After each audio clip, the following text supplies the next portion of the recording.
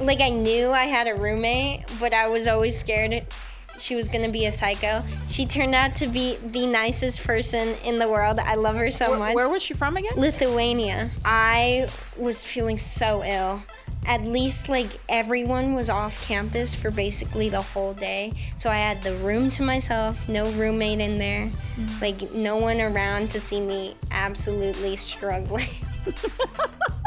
And those people, actually, you said to us on the phone, they've become Family.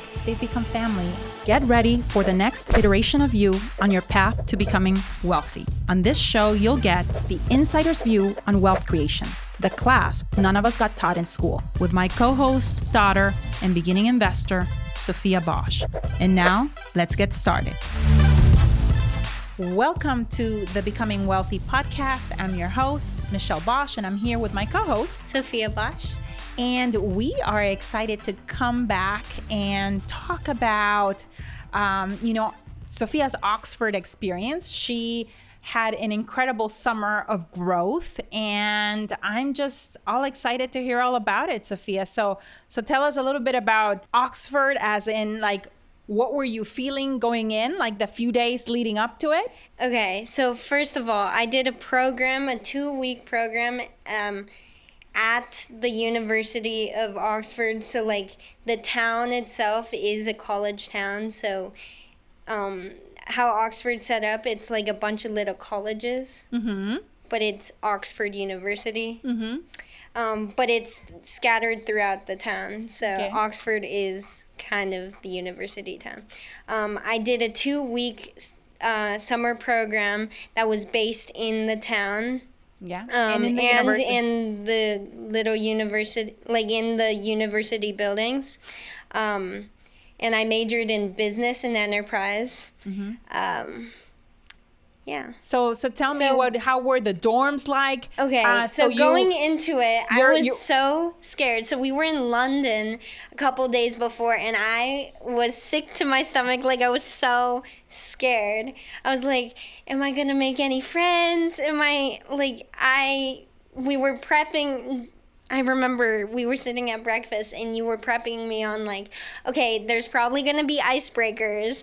Like, what do you say? Like, make sure to like put like with a couple of words, show who you are. Like, craft a little bit something just so you can attract the people who are your people. Exactly. Basically. So basically, it was more or less a 30-second commercial where we wanted you to come, to think about, elevator pitch. An elevator pitch. Because I remember the very first time that was asked of me, we were kind of like in a circle. Oh, yeah. And I was the first one in the circle. Yeah. And I was like, oh.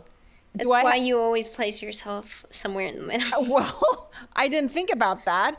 And so I thought, well, what if such a circumstance, happens to you? It would be nice to have, that already, crafted. Or someone like thought out. Yeah, exactly. Think about it a little bit.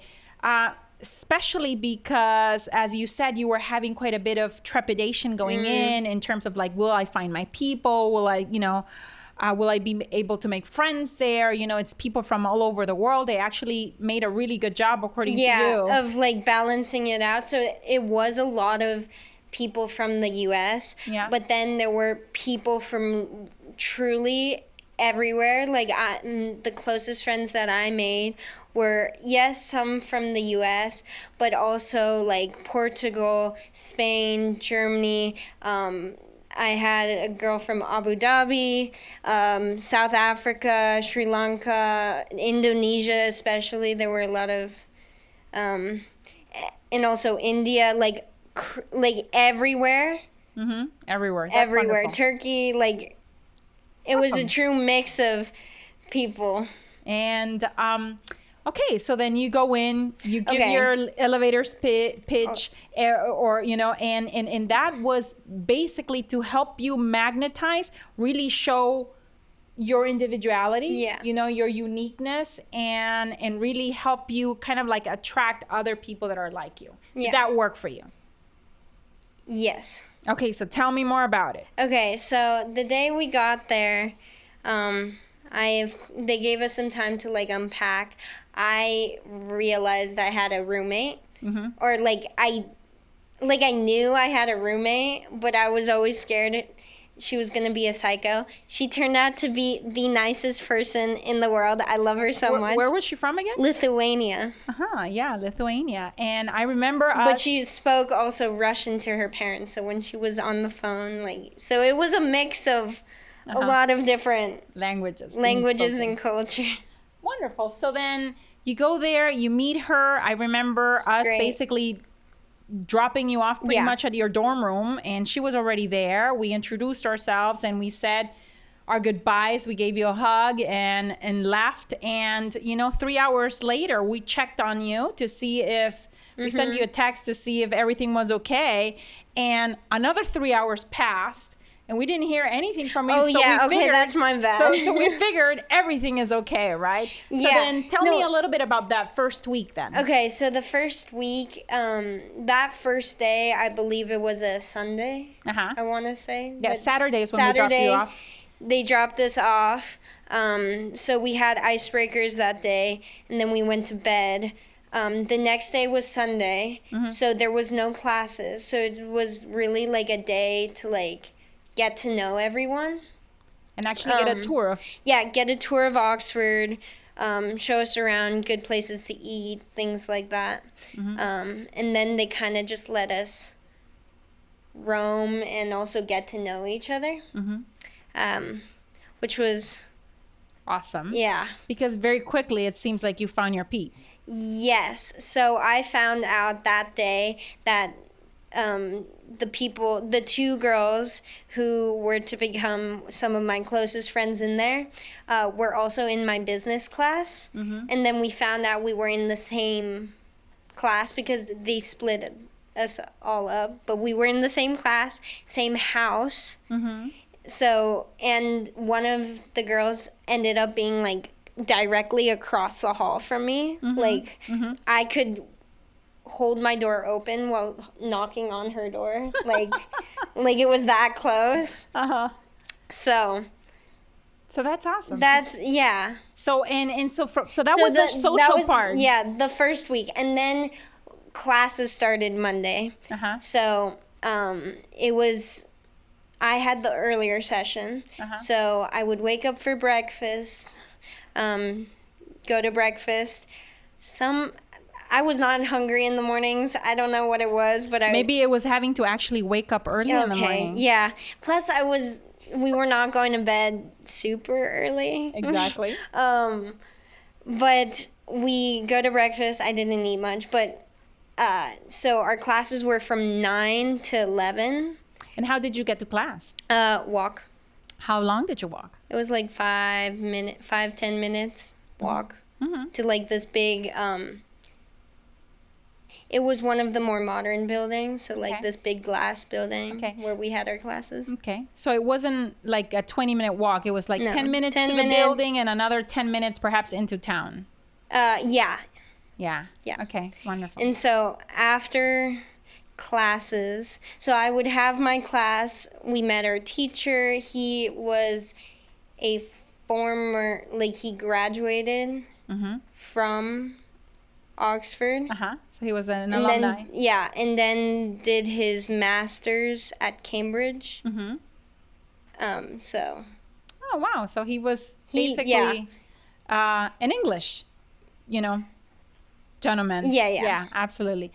Wonderful. So what I really, really liked, about those first few days was the level of independence, because here at home, still, mom and dad wake you up in the mornings. Yeah.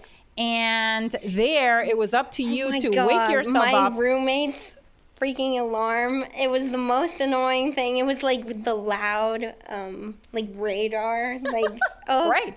but it got the job done. It And you did. had to manage basically the timing such that you still made it to breakfast. You still basically accounted for the 10 minutes of walking so that you could still make it there on time. Or Yeah. did you make it late to class? A couple of times. Okay. And other people were later than us, so Okay. it's fine. Wonderful, wonderful. But so basically the whole setup of the day though was like you go to class. I went to class from 9 to 11, and then from 11 to 1 you Okay. had time to work on the assignment that they just had assigned. Okay. Like that your teacher had assigned. Okay. We worked on our homework, but before that we went, because we hadn't eaten breakfast. Uh-huh. We went to Sainsbury's or like a grocery store, got a loaf of bread, butter, and marmalade, and like we feasted. Okay, It was that great. means you got a taste of really what it feels to have college life. Yeah. And then after that we would go to lunch with everyone. So we would walk 20 minutes into town. Okay. It was go shopping maybe. We had 2 hours for that, and then they had some activity in the evening for us. So it was basically- like So you had some 2 blocks of structured time with Yeah. academics, and then some free time halfway in, like in between those 2 blocks, and then some free time in the evening, to Yeah. do whatever you guys free time needed in to the do? evening, usually after dinner. They didn't let us off the campus. So there were 2 different houses on our campus, Yeah. if that makes sense. Yeah, absolutely. But we could go in between the houses. Okay. So the other house had like a common room that had like all the games, all like foosball, ping pong, pool, like everything. To keep you guys So it entertained. was. So we all just went over there. It was fun. Okay, wonderful. Okay, so then the social aspect, Sophia, Yeah, sounds like it was it went fun. really, really well. Yeah. And tell me a little bit about the program itself, because it was business and okay. enterprise. What were some of the key things that you learned or that were, presented to you guys that you heard for the very first time? So they started off with the schools, different schools of economic thought. Okay. So you have the classical, so like the invisible hand, the like with the economy, like everything's gonna just magically basically become stable if there is an imbalance in something. Then there's Austrian, Keynesian, Chicago School of Thought, Yeah. and what's the last? Oh, there's Marxian, Yeah. the communist one. Yeah. Okay, so then they present you with basically different the- economic models or like you said, economic And then schools of thought. he presented us with like the main economists from that. Yeah. And so how he structured the class was basically we would research like one of the schools. He would put us into 5 groups or 5 and research either one, like each group research one of the Schools of thought, yeah. Like he gave us a little background info, but then he assigned us each, or like one of the economists, and we would deep dive into that.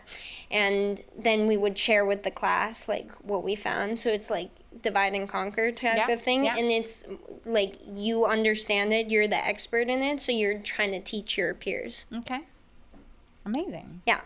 And then other things that we learned, we also touched on like Supply and demand. supply and demand, How that graph. graph works, right? Yeah. That as more supply comes into the market of a specific item or service, Demand and demand, usually and if goes demand, down. if demand drops, then that means price is also going down with it, and so Yeah. on and so forth. Yeah, that's definitely, if you understand that and the forces that affect basically how those 2 lines, move. You're going to be very successful this year in junior year because now you are a rising junior, right? Yeah, thank Whoop, whoop. God. Thank God I'm finally an upperclassman. Yeah, I'm excited for you. And that's what you're going to be actually covering this year. You're going to have the first semester. And macro econ. Microeconomics first and then macro, right? Okay, wonderful. Yeah. So okay. like we covered a little bit of like we touched on like consumer like how consumers make their choices, like the psychology aspect, things like things like that, different marketing strategies. Which is incredibly valuable, because even to this day, like in our land business, in our coaching business, in our multifamily business, we're always trying to, in our companies, trying to figure out basically what is that buyer's journey psychologically, and how can we get them, from a prospect that just received a letter, for example, from us, asking about their piece of land, how can we walk that person basically through a journey where they feel comfortable and ready, to do business with us and actually accept an offer from us, and close on that property, and then do the same, with the buyer. We need to do it on both ends. So that was probably helpful. Yeah. We also learned about like the 4 P's, like product, place, price, and promotion. Mm-hmm. So. And how price sometimes dictates your positioning in the market as well. Like, if you are or different ways selling $2,000 bags, that price is going to position you in the luxury market, and so on and so forth. So things like that. We also, so for the homeworks, he usually had us pick a small business or something, analyze their strengths, weaknesses, sometimes even include like different economic system, or like the business systems, like how you would run a company, like analyze if one would fit better with the company's mission, things like that. Oh, interesting. Different issues in the current events, current issues, like inflation, interest rates, unemployment rates, and what solutions could you provide as a business owner, basically, for those, or not even as a business owner, but like, what are the issues? How would you fix it, depending on different schools of thought? Okay, like it was interesting. applied. It was within those, within that context. Now, I know you had some kind of an interview or a debate where you guys kind of like each of you like took different roles. Like you had the role of the small business owner, but there were other people that had other roles. You want to talk a little bit about that? So we had a debate. So they split us up. There were 4 main groups. I'd say you'd have like the capitalists. You had like the very government-driven, like they want a lot of government involvement. Yeah, and basically taxing of the small business. And then you probably had. And then you have then we had a communist. And then we had a very, let's go back to nature, let's go back to the old ways, like milk your own cows type Did you have a capitalist group as well? Yeah, that was the first one. Oh, the first one was the capitalist group, was the one that basically where it's like, not so much government involvement. No. Leave us alone. Not too much taxes. So it sounds kind of like the current political environment in the U.S. between the left and the right. Yeah. And so basically, so those were the 4 groups, and there were 2 people each, so there were 8 people. Yeah. Like 2 people representing each group. And then us, others, I think there were 6 or 7 of us, we picked different roles. So one person was unemployed, another person was just a regular employee, making a decent living. Business owner, which was me. You had also some of the bureaucrats, government, and then government officials, things like that. So we all got to ask each group a question, or to see. So basically the whole thing was like, you want as many votes on your side as possible. Okay. So how do you persuade us to vote for you? Okay. So you were asking them, like, for example, like, what I, for example, asked like the very government-driven one, if we were in a recession, if not a depression. Mm-hmm.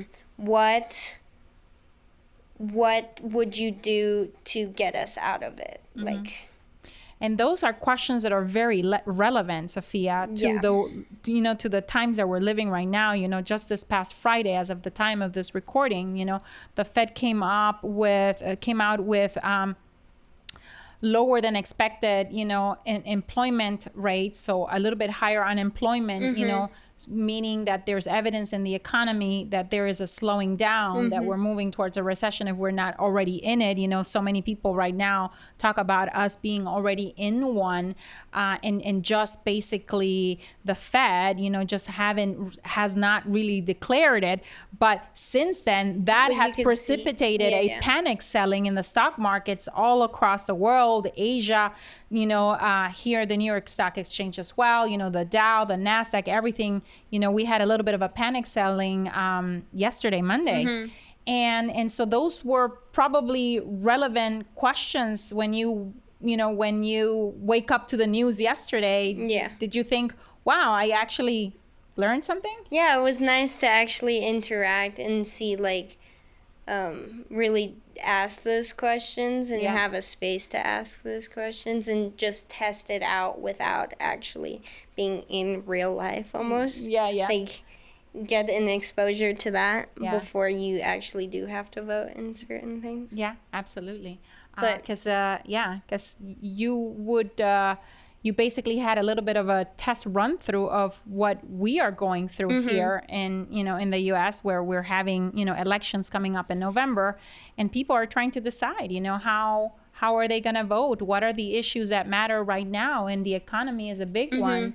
And listening to both parties, or to the making and doing your research and finding out how are they going to help us, basically hearing what their plans are and what their platform is. So excited. So I know you got sick. Oh yeah. So at the end of the first week, we went to breakfast. Like, we woke up really early and we got some like terrible coffee. We're pretty sure the milk was expired, but it hit all of my friends pretty hard, but it hit me the hardest. Okay. Like, I was down sick. Like, it was the day that we were supposed to go on the Windsor trip, like to go to Windsor Castle. On an excursion, yeah? On an excursion. And I was feeling so ill. I could not go on. I think I would have actually thrown up on that bus. Yeah. But I was really sad that I couldn't go. 1, 2, I was not feeling good at all. And then it just made me miss you guys a lot. So I was feeling a little homesick. So all of that on top of each other was not fun. But at least, like, everyone was off campus for basically the whole day. So I had the room to myself, no roommate in there, like, no one around to see me absolutely struggling. So I know you were sick. You had to throw up a couple times there. It was not. I had to like lift myself out of bed to go to like the corner shop to get like some ramen noodles or something because my stomach could not handle anything. And I guess that by the end of the day, I was feeling good. I went to dinner with my friends once they came back in town. And the number one remedy besides the ramen noodles for helping a body, like the one that you were having, heal, what was number one? Number one, call and have Mama and Papa. Call support. And the second thing that you did was sleep. It's sleep. I would say exercise is the most underrated antidepressant, and sleep is the most underrated healer of anything, that you could probably, be dealing with. Wonderful. So, okay, so we got that done, and then from there, I was feeling much better. I connected a lot with my friends then. Like, we made a little tribe. Like, I found my people. I found some of the most amazing friends. Like, I saw myself. Like, it was actually crazy. Like, in real life, I'm not like I will go up to people. I am extroverted, but I had never seen myself to that level. But it's also a part of the reason was that I surrounded myself with very, very extroverted people that are just like will go up to anyone and like, hey, I'm Sophia, nice to meet you, where are you from? Like, I caught myself by the end of it doing it with everyone. Okay. It was So it was a little bit of getting out of your shell and out of your comfort zone to meet those people. But then, to be fair, I remembered I only have 2 weeks to meet and have fun. Mm-hmm. So meet people and have fun. So the mindset going in was like, heck, let me go reach out. Yeah. And why not? Because I only have 2 weeks and I'm going to quickly find my peeps. And if you're not my peeps, well, yeah. I guess we move on, and you found your your family. They ended up being in the house that I was in. Mm-hmm. Like I had other people in other houses, but I didn't see them as often. Yeah. And if we had classes together, things like that. And I love that experience for you, Sophia, because now in any situation where you're in a new environment, you know what you need to do, right? You need to basically be yourself. If you have your elevator pitch, make sure that elevator pitch shows who you are so that you can magnetize the people, that are going to become your peeps, your family. And then don't be scared to go out there and approach people and say hello and introduce yourself. Yeah. And very quickly you found that by doing that, you were able to find the people that you really jive with, that you really connected. Yeah. You guys were on the same wavelength, it feels. Yeah. And by the end of that, 2-week journey on the Friday, we were supposed to pick you up, I think, on a Saturday. Yeah. We texted you and we're like, we're on our way from Germany. Our flight is delayed. Do you want us to pick you up on the Friday evening? And I was like, please don't. I was so sad. Like, you were crying. Yeah. We snuck up the girls on like the bottom floor. We had friends. Like, it was like the 7 of us girls. Mm-hmm. There were 2, they were roommates that were staying on the top floor, and I don't think anyone else was on the top floor of that building. Mm-hmm. So the girls from the bottom floor, we snuck up to their room, and we were all hugging and crying with each other because we were so sad to leave. And those people, actually, you said to us on the phone, they've become family. They've become family. And that was the next thing that I really, really loved for you about this experience is that, we're born into a family. You're born into this family, the Bosch family.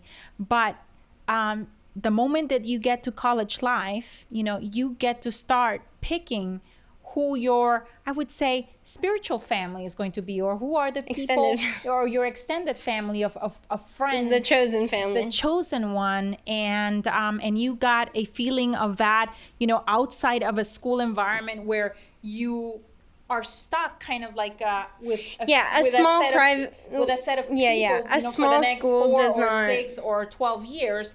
This was people from all over the world that wanted to be there. Yeah. First of all, they all chose to be there. Their parents, get themselves out of their comfort zone, out of their comfort zone, out of their country, out of their everything, and just put themselves in a spot. I met very few people that were like, "Oh yeah, my parents made me do this." Like, no, basically everyone wanted to be there. So you found the guys that are the adventurous spirits, the people that crave adventure, that love adventure, and that actually thrive in the unknown, in uncertainty. And I think that's part of what contributed to you really recognizing that these kinds of people are your people. And that's a good thing to know right now, because now as you finish high school, and you go into college, which was actually something that was also on the table. We didn't know if you wanted to take a year off and then go to college. And now you've made the decision after this Oxford experience that you want to go straight to college. And then, if you have a year off, it would probably be after you're done. Yeah. So I loved all of that growth for you, Sophia. It was from that perspective, as a parent, to me, it was a fantastic summer. I hope it was for you as well. It was really fun. I'm so happy to hear that. And guys, so this is our update on how Oxford and went, and the experience that we have specifically with it was the Oxford Scholastic Academy program. We would highly recommend it. If any of you are interested, you can always reach out to us, and we'd be happy to give you, some have, feedback. Different monthly internships that you could do. You don't have to go to the camp, but you could still get involved. They have great opportunities to get yourself published in different research opportunities, things like that. Wonderful, wonderful. We hope that you have enjoyed today's episode and that it has been of value. Please give us a 5-star rating, share with a teenager in your life, and we hope that this experience that Sophia had and her debrief today actually is helpful to them and to you as a parent if you're making a decision, with your teenager, to go on a summer program, especially abroad. It was probably one of the best decisions we've ever made. And I think, Sophia, in spite of even you getting sick and getting over that, that has given you a new sense of confidence, hasn't it? In that you can, get through difficult things, that you can do it alone, and especially important to also surround yourself with good people, and it seems like you were able to do that. So thank you so much, everyone, for joining us, and looking forward to being with you on the next episode of Becoming Wealthy.